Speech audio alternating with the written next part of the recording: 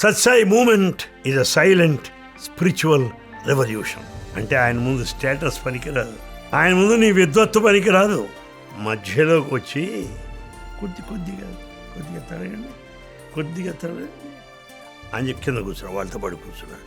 జీవిత ఆశయం ఎంత కుర్చీయే, మనకి ప్రాముఖ్యత లభించకపోతే నిద్రపట్టదు. లెక్కలు చూసేవాడా స్వామి? నువ్వేం ఇస్తావనేవాడు కానీ నేను ఇస్తాననేవాడు ఎక్కడున్నాడు? రామభక్తి లేనిదే రాదు ముక్తి అన్నాడు. మర్చిపోడు ఆయన. వాడు తక్కువవాడు వీడు ఎక్కువవాడు అని ఉండదు. భగవంతుడు నేల మీద నడుస్తున్నాడు, అది గొప్ప విషయం. నా స్వామి అంత గొప్పవాడా నేను ఇంకా గుర్తించలేదే.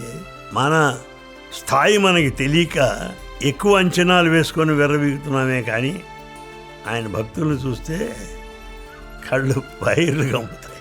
సనాతన ధర్మాన్ని ప్రపంచవ్యాప్తంగా ఇచ్చిన వాడు ఎవరన్నా ఉన్నారంటే వారే భగవాన్ శ్రీ సత్యసాయి బాబా.